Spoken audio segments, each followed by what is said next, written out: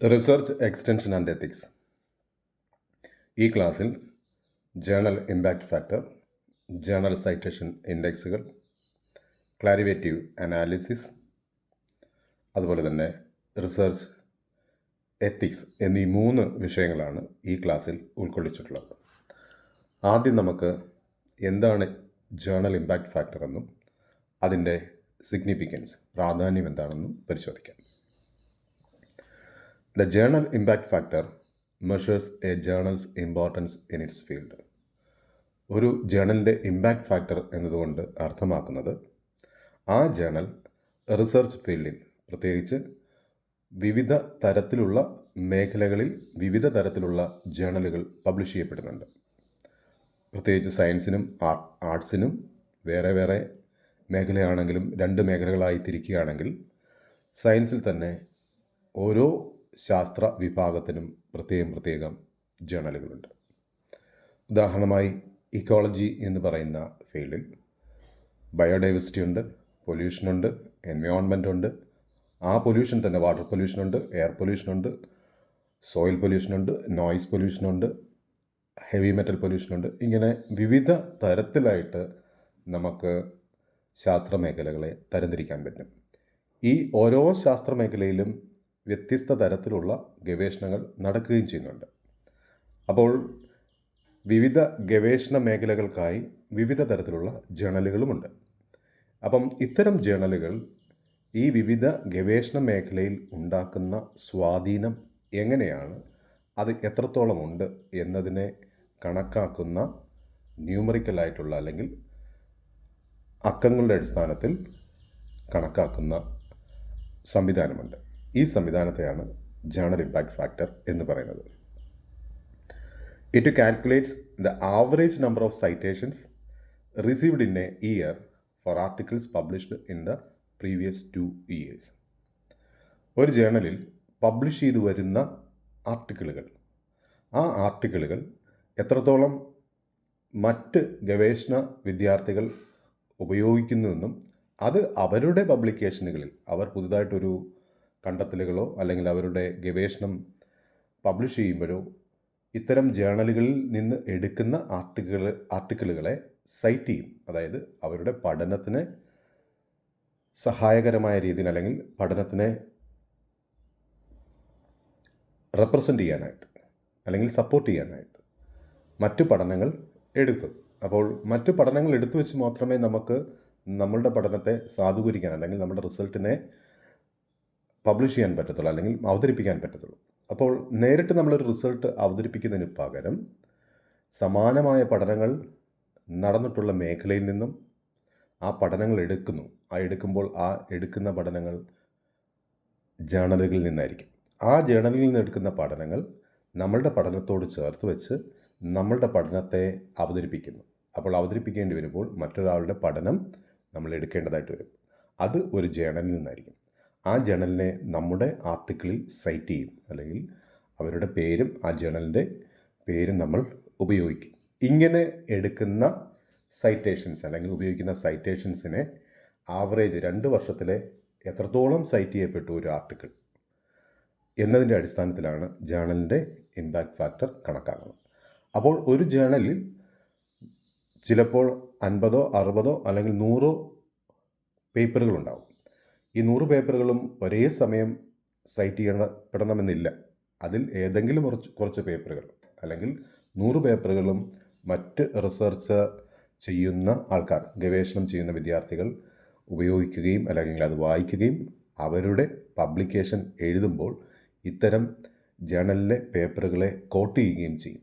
Coat ചെയ്തുകൊണ്ട് പുതിയ paper publish ചെയ്യുമ്പോൾ ഈ പഴയ ജേണലിൻ്റെ പേരും അതിനകത്ത് കടന്നു വരും റെഫറൻസായിട്ട്. ഇങ്ങനെ റെഫറൻസായിട്ട് കടന്നു വരുന്ന ഇതിനെ നമ്മൾ കാൽക്കുലേറ്റ് ചെയ്തെടുക്കും അല്ലെങ്കിൽ കണ്ടെത്തി എടുക്കും. It is updated annually by Clarivate analysis. അത് ക്ലാരിവേറ്റ് അനാലിസിസ് എന്ന ഒരു അനലിറ്റിക്കൽ മെത്തേഡിലൂടെ, അതായത് ഒരു കൺസോർഷ്യമാണ്, അതൊരു വളരെ നൂതനമായ അല്ലെങ്കിൽ വളരെ സൂക്ഷ്മതയോടുകൂടി കാൽക്കുലേറ്റ് ചെയ്ത്, അതായത് ഇതെല്ലാം കണ്ടെത്തണം. ഓരോ വർഷവും ഇറങ്ങുന്ന ജേണലുകളിൽ ഒരു പർട്ടിക്കുലർ ജേണലിലെ വർക്ക് എവിടെയൊക്കെ സൈറ്റ് ചെയ്യപ്പെട്ടിട്ടുണ്ട് അല്ലെങ്കിൽ ഉപയോഗിച്ചിട്ടുണ്ട് എന്ന് കണ്ടെത്തി സൂക്ഷ്മമായി നിരീക്ഷിച്ച് അത് കണ്ടെത്തി അതിനെക്കുറിച്ചുള്ള ഇമ്പാക്റ്റ് എത്രത്തോളം ഉണ്ടെന്ന് കാൽക്കുലേറ്റ് ചെയ്ത് അവതരിപ്പിക്കുന്നതിനെയാണ് ക്ലാരിവേറ്റ് അനാലിസിസ് എന്ന് പറയുന്നത്. അങ്ങനെ ക്ലാരിവേറ്റ് അനാലിസിസിലൂടെയാണ് ഇമ്പാക്റ്റ് ഫാക്ടർ കണ്ടെത്തി ഈ കൺസോർഷ്യം നമുക്ക് തരുന്നത്, അല്ലെങ്കിൽ ജേണലിൻ്റെ ഇമ്പാക്റ്റ് ഫാക്ടർ വെബ്സൈറ്റിൽ പബ്ലിഷ് ചെയ്യപ്പെടുന്നത്. Clarivate analysis publish the data in the journal citation reports. ക്ലാരിവേറ്റ് അനാലിസിസിലൂടെ ജേണൽ സൈറ്റേഷൻ റിപ്പോർട്ടുകളായിട്ട് ഇത്തരം ഇമ്പാക്റ്റ് ഫാക്ടറുകൾ നമുക്ക് അറിയാൻ സാധിക്കും. പ്രധാനമായിട്ടും സ്കോപ്പസ് എന്ന് പറയുന്ന സൈറ്റേഷൻ കൺസോർഷ്യമാണ് ഏറ്റവും റെപ്യൂട്ടഡ് ആയിട്ടുള്ള ജേണലിനെ സംബന്ധിച്ചിട്ടുള്ള ഇമ്പാക്റ്റ് ഫാക്ടറുകൾ പബ്ലിഷ് ചെയ്യുന്ന ഒരു കൺസോർഷ്യം. അതൊരു കൺസോർഷ്യമാണ്. സ്കോപ്പസ് എന്ന് പറയുന്നത് ഏതെങ്കിലും ജേണൽ പബ്ലിഷ് ചെയ്യുന്ന ഒരു സ്ഥാപനമല്ല. ജേണലുകളെ സംബന്ധിച്ചുള്ള വിശദാംശങ്ങൾ, പ്രത്യേകിച്ച് ഏതൊക്കെ ജേണലുകളാണ് ഇൻഡെക്സ് ചെയ്യപ്പെടുന്നത് അല്ലെങ്കിൽ ആൾക്കാർ വായിക്കുന്നത്, അതേതൊക്കെ ജേണലുകളിലേക്കാണ് ഇമ്പാക്റ്റ് ഫാക്ടർ ഉള്ളത്, എത്രത്തോളം ഉണ്ട് എന്നിവയൊക്കെ കാൽക്കുലേറ്റ് ചെയ്ത് ക്ലാരിവേറ്റ് അനാലിസിസിലൂടെ കാൽക്കുലേറ്റ് ചെയ്ത് നമുക്ക് തരുന്ന കൺസോർഷ്യമാണ് സ്കോപ്പസ് എന്ന് പറയുന്നത്. അപ്പോൾ സ്കോപ്പസ് സൈറ്റിൽ കയറി കഴിഞ്ഞാൽ, അല്ലെങ്കിൽ സ്കോപ്പസിൻ്റെ വെബ്സൈറ്റിൽ കയറി കഴിഞ്ഞാൽ നമുക്ക് ഇൻ്റർനാഷണൽ ആയിട്ടുള്ള റെപ്യൂട്ടഡ് ആയിട്ടുള്ള ജേണൽസിൻ്റെയൊക്കെ ഇമ്പാക്റ്റ് ഫാക്ടർ നമുക്ക് മനസ്സിലാക്കാൻ കഴിയും. ഇനി ഈ ഇമ്പാക്റ്റ് ഫാക്ടറിൻ്റെ സിഗ്നിഫിക്കൻസ്, പ്രാധാന്യം എന്താണെന്ന് പരിശോധിച്ചാൽ പ്രധാനമായിട്ടും 3 പ്രാധാന്യങ്ങളാണ്, അല്ലെങ്കിൽ 3 സിഗ്നിഫിക്കൻസ് ആണ് ഉള്ളത്. ഒന്നാമത്തത് ഇൻഡിക്കേറ്റർ ഓഫ് ജേണൽസ് ക്വാളിറ്റി. അന്താരാഷ്ട്ര തലത്തിൽ പബ്ലിഷ് ചെയ്യപ്പെടുന്ന ജേണലിൻ്റെ ക്വാളിറ്റിയെ റെപ്രസെൻ്റ് ചെയ്യുന്ന അല്ലെങ്കിൽ നിർണ്ണയിക്കുന്ന ജേണലിൻ്റെ ഇമ്പാക്റ്റ് ഫാക്ടറാണ്. ഉദാഹരണമായി ലോകത്തിൽ ഏറ്റവും കൂടുതൽ ഇമ്പാക്റ്റ് ഫാക്ടറുള്ള ജേണലുകളിൽ ഒന്നാണ് നേച്ചർ എന്ന് പറയുന്നത്. നേച്ചർ എന്ന് പറയുന്ന ജേണലിൽ ഒരു പബ്ലിക്കേഷൻ വരുത്തുക അല്ലെങ്കിൽ വരിക എന്ന് പറയുന്നത് ഒരു ശാസ്ത്ര വിദ്യാർത്ഥിയെ സംബന്ധിച്ചിടത്തോളം ഒരു സ്വപ്നതുല്യമായ അല്ലെങ്കിൽ അത്രത്തോളം പ്രാധാന്യമുള്ള ഒന്നാണ്. കാരണം നേച്ചർ എന്ന് പറയുന്ന ജേണലിൽ ലോകത്തിലെ ഏറ്റവും പ്രധാനപ്പെട്ട, ഏറ്റവും റീസെൻ്റായിട്ട് നൂതനമായിട്ടുള്ള കണ്ടുപിടുത്തങ്ങളും അവയെക്കുറിച്ചുള്ള വിശദീകരണങ്ങളും വരുന്ന ജേണലാണ് നേച്ചർ. അപ്പോൾ ഈ നേച്ചർ എന്ന് പറയുന്ന ജേണൽ എല്ലായ്പ്പോഴും അതിൽ വരുന്ന റിസർച്ച് വർക്കുകൾ വായിക്കാനായിട്ട് ആകാംക്ഷയോട് കാത്തിരിക്കുന്ന ശാസ്ത്ര സമൂഹമുണ്ട്. അപ്പോൾ ഈ നേച്ചർ എന്ന് പറയുന്ന ജേണൽ ഉണ്ടാക്കുന്ന ഇമ്പാക്റ്റ് ആയിരിക്കും ഏറ്റവും കൂടുതൽ. അതിന് താഴെയായിരിക്കും ബാക്കി ജേണലുകളുടെ ഇമ്പാക്റ്റ് ഫാക്ടർ എന്ന് പറയുന്നത്. അപ്പോൾ ഒരു ക്വാളിറ്റി എന്നത് ജേണലിൻ്റെ ഏറ്റവും പ്രധാനപ്പെട്ടതാണ്. അപ്പോൾ ക്വാളിറ്റി ഉള്ള വർക്കുകൾ, അല്ലെങ്കിൽ വിശ്വസനീയമായിട്ടുള്ള നൂതന സാങ്കേതിക വിദ്യകൾ ഉപയോഗിച്ചിട്ടുള്ള ഇതുവരെ കണ്ടുപിടിക്കപ്പെടാത്ത കണ്ടുപിടുത്തങ്ങൾ അവതരിപ്പിക്കുന്ന, റിപ്പോർട്ട് ചെയ്യുന്ന ജേണലാണ് നേച്ചർ എന്ന് പറയുന്നത്. അപ്പോൾ നേച്ചറിൻ്റെ ക്വാളിറ്റി എന്നുള്ളത് അതാണ്. അപ്പോൾ ഒരു ജേണലിൻ്റെ ക്വാളിറ്റി എന്നത് ഇമ്പാക്റ്റ് ഫാക്ടറിനെ അടിസ്ഥാനപ്പെടുത്തിയാണ് കാൽക്കുലേറ്റ് ചെയ്യുന്നത്. രണ്ടാമത്തത് ഇൻഫ്ലുവൻസസ് റിസർച്ചേഴ്സ് ഡിസിഷൻസ്. ഒരു റിസർച്ചറിൻ്റെ, ഒരു ഗവേഷണ വിദ്യാർത്ഥിയുടെ വർക്ക് അല്ലെങ്കിൽ അദ്ദേഹത്തിൻ്റെ ഗവേഷണം ഏത് ജേണലിൽ പബ്ലിഷ് ചെയ്യണം എന്ന് ആ വിദ്യാർത്ഥിക്ക് തീരുമാനിക്കാൻ കഴിയും. ഒരു റിസർച്ചിൻ്റെ ഇമ്പാക്റ്റ് ഫാക്ടർ അല്ലെങ്കിൽ ജേണലിൻ്റെ ഇമ്പാക്റ്റ് ഫാക്ടർ കണ്ടെത്തി നല്ല ഇമ്പാക്റ്റുള്ള ഒരു ജേണലിൽ പബ്ലിഷ് ചെയ്യുന്നതിലൂടെ ഒരു ഗവേഷണ വിദ്യാർത്ഥിക്ക് ജേണലുകൾ തിരഞ്ഞെടുക്കാനുള്ള ഒരു അവസരമാണ് ജേണലിൻ്റെ ഇമ്പാക്റ്റ് ഫാക്ടർ എന്നുള്ളത്. മൂന്നാമത്തത് ഫണ്ടിങ് ആൻഡ് കരിയർ അഡ്വാൻസ്മെൻറ്റ്. നല്ല റെപ്യൂട്ടഡ് ആയിട്ടുള്ള അല്ലെങ്കിൽ ഇമ്പാക്റ്റ് ഫാക്ടറുള്ള ജേണലിൽ നമ്മളൊരു റിസർച്ച് വർക്ക് അല്ലെങ്കിൽ ഒരു ഗവേഷണ ഭാഗം പബ്ലിഷ് ചെയ്യുന്നതോടുകൂടി നമുക്ക് പുതിയ പ്രോജക്റ്റുകൾ, നാഷണൽ ഇൻ്റർനാഷണൽ ആയിട്ടുള്ള പുതിയ പ്രോജക്റ്റുകൾ, അതായത് പഠനം നടത്താനായിട്ടുള്ള ഫണ്ടിങ് ഗവൺമെൻറ്റിൽ നിന്നൊക്കെ ലഭിക്കണമെന്നുണ്ടെങ്കിൽ നമ്മൾ നല്ല റെപ്യൂട്ടഡ് ആയിട്ടുള്ള ജേണലുകളിൽ നമ്മളുടെ നിലവിലുള്ള പഠനങ്ങൾ പ്രസിദ്ധീകരിച്ചിരിക്കണം. അപ്പോൾ അത് അങ്ങനെ പ്രസിദ്ധീകരിക്കപ്പെടുന്ന പഠനങ്ങൾ വെച്ച് നമുക്ക് ഏജൻസികൾ റിസർച്ച് ചെയ്യാനായിട്ടുള്ള ഫണ്ടിങ് നമുക്ക് ലഭ്യമാക്കാം. അതുപോലെ തന്നെ കരിയർ അഡ്വാൻസ്മെൻറ്റ്. ഒരു ഗവേഷണ വിദ്യാർത്ഥിയെ സംബന്ധിച്ചിടത്തോളം അവരുടെ ആഗ്രഹമെന്ന് പറയുന്നത് ഒരു ശാസ്ത്രജ്ഞനാവുക അല്ലെങ്കിൽ ശാസ്ത്രജ്ഞയാവുക എന്നുള്ളതാണ്. അപ്പോൾ ശാസ്ത്ര മേഖലയിലേക്ക് നമുക്ക് ഒരു ജോലി ലഭിക്കുന്നതിന് അല്ലെങ്കിൽ ഒരു തൊഴിൽ ലഭ്യമാകുന്നതിന് ഈ ജേണൽ അല്ലെങ്കിൽ നല്ല ജേണലിൽ പബ്ലിഷ് ചെയ്യപ്പെടുന്ന വർക്കുകൾ അല്ലെങ്കിൽ പബ്ലിക്കേഷൻസുകൾ അത് അത്തരം സ്ഥാപനങ്ങൾ നോക്കാറുണ്ട്. അപ്പോൾ ഒരു ഗവേഷണ വിദ്യാർത്ഥി അവൻ്റെ അല്ലെങ്കിൽ അവളുടെ റിസർച്ച് വർക്കുകൾ അല്ലെങ്കിൽ ഗവേഷണ ഫലങ്ങൾ ധാരാളം ഇമ്പാക്റ്റ് ഫാക്ടറുകളുള്ള ധാരാളം ജേണലുകളിൽ പബ്ലിഷ് ചെയ്യപ്പെട്ടിട്ടുണ്ടെങ്കിൽ ഒരു ഇൻസ്റ്റിറ്റ്യൂഷനെ സംബന്ധിച്ചിടത്തോളം അതാണ് പ്രാഥമിക പരിഗണനയ്ക്കായിട്ട് വെക്കുന്നത്. അപ്പോൾ അത് പരിഗണിച്ചുകൊണ്ടാണ് നമുക്കൊരു ജോലി ലഭ്യമാകുന്നത്. അല്ലാതെ ഞാനൊരു റിസർച്ചറാണ്, ഞാൻ റിസർച്ച് ചെയ്തുകൊണ്ടിരിക്കുന്നു എന്നൊന്നും പറഞ്ഞാൽ മറ്റുള്ളവർ വിശ്വസിക്കണമെന്നില്ല. അതിൻ്റെ വിശ്വാസ്യത എന്നുള്ളത്, നമ്മുടെ റിസർച്ചിൻ്റെ വിശ്വാസ്യത നമ്മളുടെ പബ്ലിക്കേഷനാണ്. ആ പബ്ലിക്കേഷനിലൂടെ നമുക്കൊരു തൊഴിൽ കിട്ടാനുള്ള അവസരവും ഇത്തരം ജേണലിൻ്റെ ഇമ്പാക്റ്റ് ഫാക്ടർ ഉള്ള ജേണലിലൂടെ പബ്ലിഷ് ചെയ്യുന്നതിലൂടെ ഒരു ഗവേഷണ വിദ്യാർത്ഥിക്ക് സാധ്യമാകുന്നുണ്ട്. എന്താണ് ജേണൽ ഇൻഡെക്സിങ്? നമ്മൾ ജേണൽ ഇൻഡെക്സിങ് എന്ന് പറഞ്ഞാൽ, ഇപ്പോൾ ഒരു ജേണൽ വിവിധ തരത്തിലുള്ള ഓൺലൈൻ പ്ലാറ്റ്ഫോമിൽ എന്ത് ചെയ്യപ്പെടുന്നുണ്ട്? ലിസ്റ്റ് ചെയ്യപ്പെടുന്നുണ്ട്. ജേണൽ ഇൻഡെക്സിങ് എന്നതുകൊണ്ട് അർത്ഥമാക്കുന്നത് refers to the inclusion of scientific and academic journals in various data bases or indexing services. അതായത് ഞാൻ ആദ്യം സൂചിപ്പിച്ചതുപോലെ സ്കോപ്പസ് എന്നുള്ളത് ലോകവ്യാപകമായി ഏറ്റവും നല്ല ജേണലുകളെക്കുറിച്ചുള്ള വിശദാംശങ്ങൾ, അവയുടെ ഇമ്പാക്റ്റ് ഫാക്ടർ, അവ എവിടെയൊക്കെ ഏതൊക്കെ സ്ഥാപനങ്ങൾ ഉപയോഗിക്കുന്നുണ്ട്, അല്ലെങ്കിൽ ഏതൊക്കെ ഓൺലൈൻ പ്ലാറ്റ്ഫോമിൽ ഇൻഡെക്സ് ചെയ്യപ്പെടുന്നുണ്ട് എന്നുള്ള വിശദാംശങ്ങൾ നൽകുന്ന ഒരു കൺസോർഷ്യമാണ്. അപ്പോൾ ജേണൽ ഇൻഡെക്സിങ് എന്നതുകൊണ്ട് അർത്ഥമാക്കുന്നത്, നമ്മളൊരു ജേണൽ പബ്ലിഷ് ചെയ്ത് കഴിഞ്ഞാൽ, നമ്മളൊരു ജേണൽ പബ്ലിഷ് ചെയ്യുന്ന ഒരു അതോറിറ്റി അല്ലെങ്കിൽ ഒരു കൺസോർഷ്യമാണെന്നിരിക്കട്ടെ. അപ്പോൾ നമ്മളൊരു ഓൺലൈൻ ജേണൽ ഒരു വെബ്സൈറ്റ് ഉണ്ടാക്കി പല തരത്തിലുള്ള പേപ്പറുകൾ വാങ്ങിച്ച് അത് റിവ്യൂ നടത്തി, റിവ്യൂ ബോർഡുകൾ അല്ലെങ്കിൽ അതിൻ്റെ പ്രിലിമിനറി ആയിട്ടുള്ള എല്ലാ കാര്യങ്ങളും ചെയ്തുകൊണ്ട് ഒരു ജേണൽ നമ്മൾ പബ്ലിഷ് ചെയ്യുകയാണെങ്കിൽ, ജേണൽ പബ്ലിഷ് ചെയ്യുന്നതിന് ISSN നമ്പർ വേണം. അപ്പോൾ ആ നമ്പറൊക്കെ നമുക്ക് ലഭ്യമാക്കുന്ന ഗവൺമെൻറ് സംവിധാനങ്ങളുണ്ട്. അപ്പോൾ ഈ സംവിധാനങ്ങളുടെ എല്ലാം നമ്മൾ ISSN നമ്പറൊക്കെ വാങ്ങിച്ച് ഒരു ജേണൽ പബ്ലിഷ് ചെയ്യുമ്പോൾ ആ ജേണൽ എല്ലാവരും വായിക്കണമെന്നില്ല. ആ ജേണലിന് ഇമ്പാക്റ്റ് ഫാക്ടർ അല്ലെങ്കിൽ ഇമ്പാക്റ്റ് ഉണ്ടാക്കണമെന്നില്ല. അപ്പോൾ ഇത്തരം ജേണലുകൾ ഇൻഡെക്സ് ചെയ്യപ്പെടണം, രേഖപ്പെടുത്തണം. അതായത് research gate, Scopus, Clarivate analysis, SJR indexing, പ്രോക്യൂസർ തുടങ്ങി ധാരാളം ഓൺലൈൻ പ്ലാറ്റ്ഫോമുകളുണ്ട്. അവരുടെ ലിസ്റ്റിൽ അവർ ജേണൽ പബ്ലിഷ് ചെയ്യുന്ന, ലോകവ്യാപകമായിട്ട് പബ്ലിഷ് ചെയ്യപ്പെടുന്ന ജേണലുകളുടെ ലിസ്റ്റുകൾ അവരുടെ വെബ്സൈറ്റിൽ അവർ അതിൻ്റെ പ്രയോറിറ്റി അനുസരിച്ച്, അല്ലെങ്കിൽ ജേണൽ പബ്ലിഷ് ചെയ്യുന്നതിൻ്റെ രീതി അനുസരിച്ച്, വർഷത്തിലൊരിക്കലാകാം, 6 മാസത്തിലൊരിക്കലാകാം, 2 മാസത്തിലൊരിക്കലാകാം, ഓരോ മാസവും ആകാം. അപ്പോൾ അതിൻ്റെ പ്രയോറിറ്റി അനുസരിച്ച് ലിസ്റ്റ് കൊടുക്കും. അങ്ങനെ കൊടുക്കുമ്പോൾ നമ്മുടെ ജേണൽ അതിൽ ലിസ്റ്റ് ചെയ്യപ്പെടും. അങ്ങനെ ലിസ്റ്റ് ചെയ്യപ്പെടുന്ന തരത്തിൽ ജേണലുകളെ അവതരിപ്പിക്കുന്ന കൺസോർഷ്യമുണ്ട്. അപ്പോൾ ലോകത്തിലെ ഏറ്റവും നല്ല ജേണലുകളെ ലിസ്റ്റ് ചെയ്യപ്പെടുന്ന അല്ലെങ്കിൽ ലിസ്റ്റ് തയ്യാറാക്കി അവതരിപ്പിക്കുന്നത് സ്കോപ്പസ് ആണ്. അതിന് താഴെയാണ് മറ്റ് ജേണലുകളെ ലിസ്റ്റ് ചെയ്യുന്ന കൺസോർഷ്യങ്ങൾ വരുന്നത്. അപ്പോൾ ഒരു ജേണൽ സ്കോപ്പസ് എന്ന് പറയുന്ന കൺസോർഷ്യത്തിൻ്റെ അല്ലെങ്കിൽ ഓൺലൈൻ പ്ലാറ്റ്ഫോമിൻ്റെ ജേണൽ ലിസ്റ്റിൽ ഉൾപ്പെടുത്തിയിട്ടുണ്ടെങ്കിൽ അതിനെ നമ്മൾ ഇൻഡെക്സിങ് എന്ന് പറയും.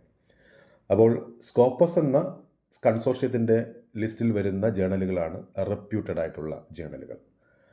അത്തരം ജേണലുകൾ അതിൻ്റെ പ്രവർത്തനങ്ങൾ സുതാര്യമായിരിക്കും. അതായത് പിയർ റിവ്യൂഡ്, അതായത് റിവ്യൂ കമ്മിറ്റി ഉണ്ടായിരിക്കും, എഡിറ്റോറിയൽ ബോർഡുകളുണ്ടായിരിക്കും. 3-4 തവണയുള്ള റിവ്യൂ പ്രോസസ്സുകൾ നടത്തി അതിൻ്റെ റിസൾട്ടും അതിൻ്റെ അനാലിറ്റിക്കൽ പ്രോസസ്സുകളൊക്കെ വ്യക്തമായിട്ട് പരിശോധിച്ചായിരിക്കും പേപ്പറുകൾ പബ്ലിഷ് ചെയ്യപ്പെടുന്നത്. അപ്പോൾ അത് സൂക്ഷ്മമായി നിരീക്ഷിക്കുന്ന സംവിധാനമാണ് ഈ സ്കോപ്പസ് പോലെയുള്ള കൺസോർഷ്യം. അപ്പം അവർ ലോകവ്യാപകമായിട്ട് പബ്ലിഷ് ചെയ്യപ്പെടുന്ന ജേണലുകളെ എപ്പോഴും അല്ലെങ്കിൽ വളരെ സൂക്ഷ്മമായി നിരീക്ഷിച്ച് ജേണലിൻ്റെ ക്വാളിറ്റി പരിശോധിച്ച് ജേണലിൻ്റെ ലിസ്റ്റ് തയ്യാറാക്കും. മറ്റ് കൺസോർഷ്യങ്ങൾ അങ്ങനെയൊന്നുമല്ല. അവർ അല്പം കൂടി അതിനകത്ത് ഡൈല്യൂഷൻ വരുത്തിയിട്ടായിരിക്കും പലപ്പോഴും എന്ത് ചെയ്യുക, ജേണലിൻ്റെ ലിസ്റ്റ് അല്ലെങ്കിൽ ഇൻഡെക്സിങ് തയ്യാറാക്കുന്നത്. അപ്പോൾ ജേണൽ ഇൻഡെക്സിങ് എന്ന് പറയുന്നത് സ്കോപ്പസ് പോലെയുള്ള ഓൺലൈൻ കൺസോർഷ്യം അല്ലെങ്കിൽ ഓൺലൈൻ സംവിധാനങ്ങൾ ജേണലിൻ്റെ ക്വാളിറ്റി അനുസരിച്ച് ആ ലിസ്റ്റ് തയ്യാറാക്കി പബ്ലിഷ് ചെയ്യുന്നുണ്ട്. ഇങ്ങനെ കൺസോർഷ്യങ്ങളുടെ ലിസ്റ്റിൽ വരുന്നതിനെയാണ് ജേണൽ ഇൻഡെക്സിങ് എന്ന് പറയുന്നത്. എന്താണ് citation index? What is mean by citation index? A journal citation index is a database that tracks how often journal articles cited. അതായത് ഒരു ജേണലിൽ പബ്ലിഷ് ചെയ്തു വരുന്ന ആർട്ടിക്കിളുകൾ അത് മറ്റ് ഗവേഷകർ അത് കണ്ടെത്തുകയും വായിക്കുകയും അവരുടെ ഗവേഷണ ഫലങ്ങൾ റിപ്പോർട്ട് ചെയ്യുമ്പോൾ അല്ലെങ്കിൽ പേപ്പറുകളായിട്ട് പബ്ലിഷ് ചെയ്യുമ്പോൾ നേരത്തെ വായിച്ച ജേണലിലെ ആർട്ടിക്കിളുകളെ സംബന്ധിച്ചുള്ള വിശദാംശങ്ങൾ അവരുടെ ആർട്ടിക്കിളിൽ ഉൾപ്പെടുത്തും, സപ്പോർട്ടിംഗ് ഡോക്യുമെൻ്റായിട്ട് അല്ലെങ്കിൽ സപ്പോർട്ടിംഗ് ഡേറ്റയായിട്ട്. അപ്പോൾ ഉൾപ്പെടുത്തുമ്പോൾ നമ്മൾ എടുത്ത ഏത് ജേണലിൽ നിന്നാണോ നമ്മളൊരു ആർട്ടിക്കിൾ വായിക്കാൻ അല്ലെങ്കിൽ സപ്പോർട്ടിംഗ് ആയിട്ട് എടുത്തത്, ആ ജേണലിനെ സംബന്ധിച്ചുള്ള വിശദാംശങ്ങൾ കൂടി നമ്മൾ പബ്ലിഷ് ചെയ്യുന്ന അല്ലെങ്കിൽ നമ്മൾ പുതുതായിട്ട് പബ്ലിഷ് ചെയ്യുന്ന പേപ്പറിൽ ഉൾപ്പെടുത്തും. അത് റെഫറൻസ് ആയിട്ടാണ് ഉൾപ്പെടുത്തുന്നത്. അങ്ങനെ റെഫറൻസ് ആയിട്ട് നമ്മൾ ഉൾപ്പെടുത്തുമ്പോൾ നമ്മൾ ഏത് ജേണലാണോ വായിച്ചത് അത് സൈറ്റ് ചെയ്യപ്പെടും, അത് വീണ്ടും ഉപയോഗിക്കപ്പെടും. ഇങ്ങനെ സൈറ്റ് ചെയ്യപ്പെടുന്നതിനെയാണ് ജേണൽ സൈറ്റേഷൻ എന്ന് പറയുന്നത്. It helps measures A journals influence and impact in the academic world. അങ്ങനെ ഏത് ജേണലിലെയാണ് ധാരാളമായിട്ട് ഗവേഷകർ ഉപയോഗിക്കുന്നതെന്നും ഏത് ജേണലിലെ പേപ്പറുകളെയാണ് അല്ലെങ്കിൽ പബ്ലിക്കേഷനുകളെയാണ് അവരുടെ ഗവേഷണ ഫലങ്ങളെ സപ്പോർട്ട് ചെയ്യാനായിട്ട് അല്ലെങ്കിൽ ഗവേഷണ ഫലങ്ങൾ സാധൂകരിക്കാനായിട്ട് ഉപയോഗിക്കുന്നതെന്ന് നമുക്ക് ഈ ജേണൽ സൈറ്റേഷൻ ഇൻഡെക്സിലൂടെ മനസ്സിലാക്കാൻ സാധിക്കും. It shows how frequently articles from journals are cited by other researchers. It is used to evaluate the importance and reach of journals and their research. ഒരു ജേണലിൻ്റെ പ്രാധാന്യം, അത് എത്രത്തോളം ആൾക്കാരിൽ എത്തപ്പെടുന്നു, അത് ഉപയോഗിക്കപ്പെടുന്നു തുടങ്ങിയ വിശദാംശങ്ങൾ ജേണൽ സൈറ്റേഷൻ ഇൻഡെക്സിലൂടെ നമുക്ക് കണ്ടെത്താൻ കഴിയും. ഇനി എന്താണ് റിസർച്ച് മിസ്കണ്ടക്റ്റ്? റിസർച്ചിലെ ശരിയല്ലാത്ത പ്രവണതകൾ എന്തൊക്കെയാണെന്ന് നോക്കാം. It refers to the violation of ethical standards and integrity in the conduct of scientific research. ഒരു ശാസ്ത്ര ഗവേഷണം നടത്തുമ്പോൾ അതിനെ വയലേറ്റ് ചെയ്യുക അല്ലെങ്കിൽ അതിനെ മാറ്റിമറിക്കുന്ന രീതിയിലുള്ള തെറ്റായ പ്രവണതകളെയാണ് റിസർച്ച് മിസ്കണ്ടക്റ്റ് എന്ന് പറയുന്നത്. അത് പ്രധാനമായിട്ടും 3 തരത്തിൽ തരംതിരിച്ചിട്ടുണ്ട്. ഒന്ന്, fabrication, making up data or result and recording or reporting them as if they were real. നമ്മൾ ശരിയാണെന്ന് തോന്നുന്ന രീതിയിൽ നമ്മളുടെ റിസൾട്ടുകളോ നമ്മളുടെ റിപ്പോർട്ടുകളോ തയ്യാറാക്കി തെറ്റിദ്ധരിപ്പിക്കുന്ന രീതിയിൽ, അല്ലെങ്കിൽ നമ്മൾ മറ്റുള്ളവർക്ക് ശരിയാണെന്ന് തോന്നും, പക്ഷേ അത് നമ്മൾ ഫാബ്രിക്കേറ്റ് അല്ലെങ്കിൽ ഉണ്ടാക്കിയെടുക്കുന്നതാണ്. അങ്ങനെ ഉണ്ടാക്കിയെടുത്ത് തെറ്റായ രീതിയിൽ തയ്യാറാക്കി അവതരിപ്പിക്കുന്നതിനെയാണ് ഫാബ്രിക്കേഷൻ എന്ന് പറയുന്നത്. For example, inventing data points for an experiment that was never actually conducted. ഒരിക്കലും നടത്താത്ത ഒരു എക്സ്പെരിമെൻറ്റിൽ നിന്നും നമ്മൾ നടന്നു എന്ന് വരുത്താൻ വേണ്ടി ഡേറ്റ ഉണ്ടാക്കുന്നു, അല്ലെങ്കിൽ ഒരു എക്സ്പെരിമെൻറ്റ് കണ്ടക്ട് ചെയ്യാതെ ന്യൂമറിക്കലായിട്ടുള്ള ഒരു ഡേറ്റ പ്രീവിയസ് എക്സ്പെരിമെൻറ്റിൽ നിന്നൊക്കെ നമ്മൾ എടുത്തോ അല്ലെങ്കിൽ സമാനമായ എക്സ്പെരിമെൻറ്റിൽ ഏത് ഡേറ്റയാണ് കിട്ടുന്നതെന്ന് നമ്മൾ മനസ്സിലാക്കി നമ്മളുടെ ഡേറ്റയിൽ നമ്മുടെ എക്സ്പെരിമെൻറ്റിലും ഈ ഡേറ്റ കിട്ടി എന്ന് അല്ലെങ്കിൽ ഇതിനോട് സമാനമായ ഒരു വാല്യൂ ഇട്ട് തയ്യാറാക്കി ഒരു ഡേറ്റ ഉണ്ടാക്കുന്നതിനെ ഫാബ്രിക്കേഷൻ എന്ന് പറയും. രണ്ടാമത്തത് falsification, manipulating research materials, equipment, process or changing or omitting data or result such that the researcher is not accurately represented. ഫാൾസിഫിക്കേഷനാണ് തെറ്റായിട്ട് ഉണ്ടാക്കിയെടുക്കുക. മാനിപ്പുലേറ്റിംഗ് റിസർച്ച് മെറ്റീരിയൽസ്, അതായത് നമ്മുടെ റിസർച്ച് മെറ്റീരിയലിനെ നമ്മൾ മാനിപ്പുലേറ്റ് ചെയ്യുക അല്ലെങ്കിൽ നമ്മൾ നമ്മുടേതായിട്ടുള്ള രീതിയിൽ ആക്കി മാറ്റുക. അല്ലെങ്കിൽ എക്യുപ്മെൻറ്റിൽ നിന്ന് എടുക്കുന്ന റിസൾട്ട് നമുക്ക് ശരിയായിട്ടുള്ള റിസൾട്ടല്ല കിട്ടുന്നതെങ്കിൽ എക്യുപ്മെൻറ്റിൽ മാറ്റം വരുത്തിയിട്ട് നമുക്ക് ഡിസയർ ആയിട്ടുള്ള ഒരു റിസൾട്ട് കിട്ടാൻ വേണ്ടിയിട്ട് അതിൻ്റെ സ്വിച്ചിലോ നോബിലോ ഒക്കെ മാറ്റം വരുത്തി, അല്ലെങ്കിൽ ഇഞ്ചക്ഷൻ പ്രോസസ്സിലോ ഒക്കെ മാറ്റം വരുത്തി നമുക്ക് ഡിസയറബിൾ ആയിട്ടുള്ള റിസൾട്ട് ഉണ്ടാക്കാൻ വേണ്ടിയിട്ട് എക്യുപ്മെൻറ്റിനെ രൂപമാറ്റം വരുത്തുക, അല്ലെങ്കിൽ എക്യുപ്മെൻറ്റിൽ നമ്മൾ മാനിപ്പുലേഷൻ വരുത്തുക. ചേഞ്ചിങ് ഓർ ഒമിറ്റിംഗ് ഡേറ്റ, നമുക്ക് കിട്ടിയ ഡേറ്റ നമ്മൾ മാറ്റം വരുത്തുക, അല്ലെങ്കിൽ അതിനകത്ത് ഡേറ്റയിൽ വ്യത്യാസം വരുത്തുക, അല്ലെങ്കിൽ ഒഴിവാക്കുക.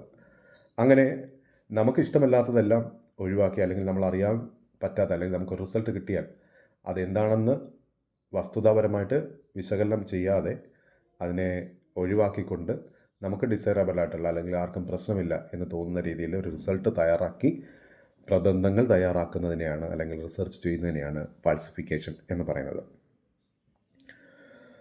അതുപോലെ ഇതിനകത്ത് പ്രധാനമായിട്ടും വരുന്നത് this can include altering images, modifying data points or selectively reporting result to support desire outcome. ഇപ്പോൾ ആൾട്ടറിങ് ഇമേജസ്, ഹിസ്റ്റോപത്തോളജി പോലെയുള്ള പഠനങ്ങളിൽ ഇമേജിനെ ആൾട്ടർ ചെയ്യുക അല്ലെങ്കിൽ കൺട്രോളും എക്സ്പെരിമെൻറ്റുമായിട്ട് നടത്തുന്ന ഒരു ഗവേഷണത്തിൽ എക്സ്പെരിമെൻ്റൽ ഹിസ്റ്റോളജി സെക്ഷൻസിനകത്ത് അല്ലെങ്കിൽ സ്ലൈഡിനകത്ത് നമുക്ക് ഫോട്ടോഷോപ്പ് പോലെ അല്ലെങ്കിൽ ഇമേജ് എഡിറ്റിംഗ് പോലെയുള്ള സോഫ്റ്റ്വെയറുകളിൽ നമുക്ക് മാറ്റം വരുത്താനായിട്ട് അറിയാവുന്ന ആൾക്കാർക്ക് അത് മാറ്റം വരുത്താൻ കഴിയും. അങ്ങനെ മാറ്റം വരുത്തി തെറ്റായ രീതിയിൽ ഒരു റിസർച്ച് അവതരിപ്പിക്കുന്നതിനെ ഫാൾസിഫിക്കേഷൻ എന്ന് പറയും. ഇനി മോഡിഫൈയിങ് ഡാറ്റ പോയിൻറ്റ്സ്, ഒരു റെഗുലറായിട്ട് കിട്ടിക്കൊണ്ടിരിക്കുന്ന ഡാറ്റ പോയിൻറ്റിൽ നോർമലായിട്ട് ചേഞ്ച് ഒന്നും ഇല്ലെന്നുണ്ടെങ്കിൽ നമ്മൾ ചേഞ്ച് വരുത്തി ചേഞ്ച് ഉണ്ടെന്ന് കാണിക്കുക, അത് ഫാൾസിഫിക്കേഷനായിട്ട് വരും. അങ്ങനെ തെറ്റായ രീതിയിൽ ഇൻഫർമേഷൻ എഴുതിയോ തയ്യാറാക്കുകയോ ഉണ്ടാക്കി അവതരിപ്പിക്കുന്നതിനെയാണ് ഫാൾസിഫിക്കേഷൻ എന്ന് പറയുന്നത്. അവസാനത്തേത് plagiarism, using someone's else ideas, process, result or words without giving appropriate credit. മറ്റൊരാളുടെ ഐഡിയകളോ ആശയങ്ങളോ അല്ലെങ്കിൽ അവർ തയ്യാറാക്കി വെച്ചിരിക്കുന്ന ഒരു പ്രോസസ്സ്, കെമിക്കൽ പ്രോസസ്സായിരിക്കാം, ഒരു മെക്കാനിക്കൽ പ്രോസസ്സായിരിക്കാം, അല്ലെങ്കിൽ ഒരു ക്വസ്റ്റ്യനെയർ പോലെയുള്ള സംവിധാനങ്ങളായിരിക്കാം, അതുപോലെ റിസൾട്ടുകൾ അല്ലെങ്കിൽ അവരുടെ എഴുത്ത്, അതേപോലെ നമ്മൾ അയാളെ റെക്കഗ്നൈസ് ചെയ്യാതെ അല്ലെങ്കിൽ അയാൾക്ക് ക്രെഡിറ്റ് കൊടുക്കാതെ അയാളുടെ മോഷ്ടിക്കുമ്പോൾ അല്ലെങ്കിൽ അയാളുടെ മറ്റൊരാളുടെ ഐഡിയ ഒക്കെ മോഷ്ടിക്കുമ്പോൾ അയാളെ സൈറ്റ് ചെയ്യാതെ അയാളുടെ റെഫറൻസിൽ ഉൾപ്പെടുത്താതെ നമ്മളുടേതാക്കി മാറ്റുന്ന, ഒരു വ്യക്തിയുടേതാക്കി മാറ്റുന്ന രീതിയാണ് പ്ലാജിയാരിസം എന്ന് പറയുന്നത്.